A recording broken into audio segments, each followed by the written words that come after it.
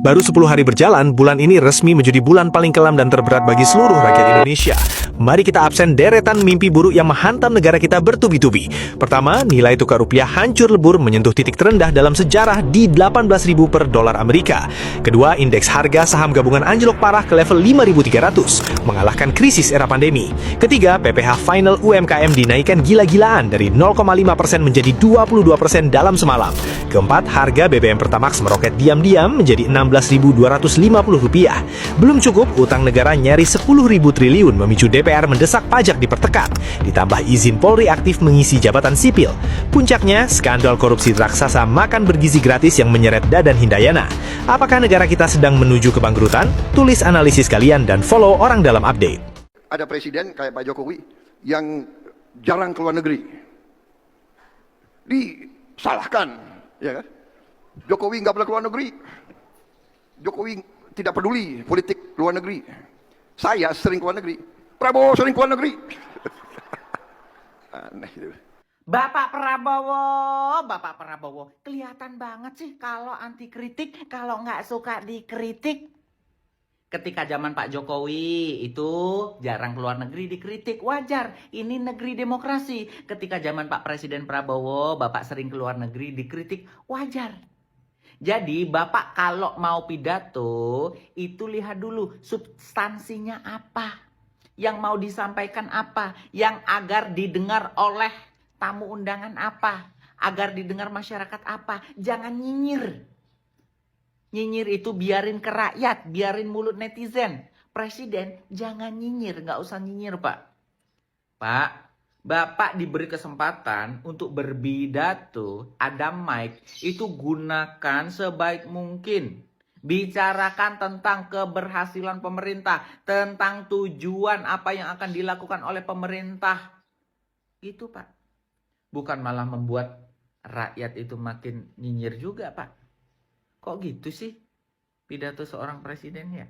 Kalian aja yang komen, nanti akun saya dihilangkan lagi. Saya ingin jadi presiden karena saya sudah lihat dari tahun 90-an Indonesia menuju arah yang salah. Lah, terus sekarang Indonesia sudah dipimpin oleh Bapak Presiden Prabowo. Apakah Indonesia sudah ke arah yang benar? Sudah nggak ada korupsi. Rakyat sejahtera, rakyat makmur, nggak ada kemiskinan. Lapangan pekerjaan tercipta semua. Indonesia udah nggak karu-karuan. Udah bener gitu maksudnya. Gimana? Bapak ini selalu menyalahkan pihak lain. Ante-ante asing lah. Maling-maling lah. Pemimpin era tahun 90-an lah. Nah sekarang Indonesia masih di arah yang salah juga Pak. Tuh kemarin Bapak bikin program unggulan. MBG tapi dikorupsi. Bapak nggak mau dikritik. Yang mengkritik akunnya dihilang-hilangkan. Orangnya disakiti. Nah terus Bapak nggak mau mendengar, nggak mau mengkoreksi. Tutup MBG itu Pak. Ya udahlah, kalau memang selalu merasa benar nggak apa-apa. Kok aku mikir-mikir ya Mas Gibran? Masih enakan era Pak Jokowi ya? Menurut kalian gimana era Bapak Prabowo dan Pak Jokowi? Nggak apa-apa. Saya itu mengkritik keras karena apa? Akun saya dihilangkan. Ya udah, kritikan saya semakin keras gimana? Yang penting saya aja nggak dihilangin. Kamu satu-satunya presiden di Indonesia yang goblok, bego, pikun. Boro-boro kamu 2 periode, 1 periode aja Indonesia hancur. Bangkrut Indonesia. Kamu sekarang lebih baik turun sendiri ketimbang nanti rakyat bersatu untuk melengsarkan kamu lebih malu. Mending sekarang turun sendiri, itu lebih terhormat. Kamu satu-satunya presiden di Indonesia yang goblok, bego, pikun. Kayak boneka, banyak omon-omon, gak ada buktinya. Kalau lu masih ngeremehin Pertamax 92 udah naik harganya dari 12.300 jadi 16.250 dan lu nggak tahu apa yang akan terjadi ke depannya. Sini gue jelasin secara cepat dan simpel. Ini naiknya sih banyak banget loh, 4.000 dalam semalam, itu hampir 30%. Dan karena bensin naik, sebentar lagi barang-barang yang lu biasa pakai itu juga akan naik. Karena barang-barang komoditas itu didistribusikan pakai truk, pakai mobil, dan mobil itu beli bensin. Kalau bensinnya naik, ya pasti otomatis harganya jualnya juga tambah tinggi. Harga makanan, bahan bangunan, barang-barang yang kita sering pakai sehari-hari itu bisa naik. Makanya kalau lu bilang bilang kenaikan dolar nggak ada efeknya ke hidup lu, itu salah. Berikutnya, buat lu yang sehari-hari commute, naik motor, naik mobil, mau ke kantor, mau ngampus, otomatis perlu keluarin biaya lebih tinggi lagi. Misalkan dulu motor lu 80.000 bisa full tank, sekarang bisa 120.000 kali. Lalu berikutnya, inflasi bisa meningkat karena daya beli masyarakat menurun, gajinya sama tapi harga barang tambah mahal. Akhirnya karena inflasi meningkat, suku bunga yang tinggi akan dipertahankan lebih lama. Akhirnya orang-orang yang melakukan cicilan seperti KPR, kredit mobil yang floating, itu akan bunganya makin tinggi dan bakalan terbebani. Lalu ekonomi juga bisa melambat, bisnis-bisnis yang mau melakukan pinjaman, kredit untuk ekspansi akan ngerem dulu karena pinjaman bunganya tambah tinggi. Lalu kenapa harga BBM bisa naik? Pertama, harga minyak dunia ya emang naik banyak banget. Lalu berikutnya dikobokan dengan rupiah kita yang sangat lemah. Akhirnya harga minyak dunia yang di pricingnya itu based on US dollar, udah harganya naik, rupiah kita melemah, naiknya berdobel-dobel jadi. Berikutnya yang harus bersiap-siap itu BBM subsidi. Kayak misalkan solar, biosolar itu tuh disubsidi pemerintah luar biasa loh. Namun jika beban subsidi dianggap terlalu membebani anggaran negara, dan kalau subsidinya diturunkan, harga BBM yang subsidi seperti solar pun Pertalite bisa naik. Ada dugaan Pertalite mau dihapuskan. Kalau ini beneran terjadi, maka kekacauan ekonomi pasti terjadi. Kita sedang memasuki era krisis, dan kita tidak bisa hanya duduk diam dan memangku tangan saja. Ayo bersama Posipit kita desak pemerintah untuk melakukan efisiensi, tutup program-program yang memboroskan anggaran, dan kita dobrak pikiran Indonesia yang sempit. Aksi demonstrasi di Jakarta mengepung gedung DPR menagih janji kepada Bapak Presiden Prabowo Subianto. Ini aksi seru demonstrasi. Gimana ini menurut kalian? Tulis di kolom komentar ya.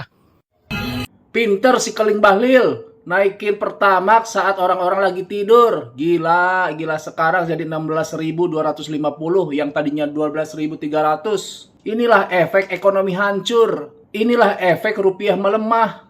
Efek hutang negara numpuk. Jadi yang kena rakyat, yang dikorbanin rakyat. Pejabat mah enak, gaji juga nggak dipotong. Boro-boro mikirin rakyat. Perut pada lu pikirin. Pinter akal-akalan si Bahlil sama pemerintah. Bagoy. Mulut lo sini gua garmin. Enteng banget lo kalau ngomong. Hadapi dengan tenang. Gigi lu tuh, garong lu pada. Rakyat mulu lu peres. Yang ngutang siapa? Rakyat suruh bayar. Kalian kalau pada nggak bisa kerja, mundur. Jangan apa-apa ngebebanin rakyat. Kalian ngisi bahan bakar aja pakai duit rakyat. Lo kalau nggak bisa jadi pejabat yang benar, jangan goblok, tolol. Rakyat mulai bersatu. Kantor BGN di Kebon Siri, Jakarta Pusat kini disegel massa. Mereka juga menempelkan poster dengan ondel kalimat begini dan mengajak para pengendara untuk membunyikan klakson jika kecewa terhadap program MBG.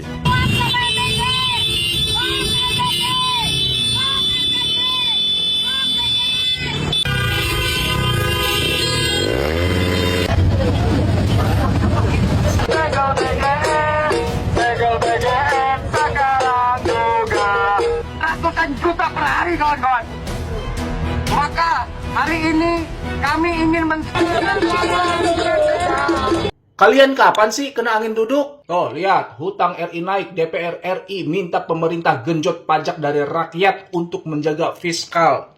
Harusnya elu yang bayar. Ngapain apa-apa ke rakyat? Lagian fungsinya DPR itu apa? Kalau apa-apa dibebankan sama rakyat. Harusnya yang kalian genjot itu pemerintah. Gimana caranya biar ekonomi stabil?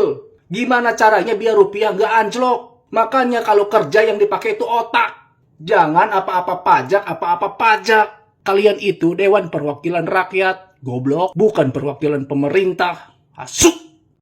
Wahai anak-anakku BEM se-Jawa Tengah yang menjadikan Tio Ardianto sebagai role model.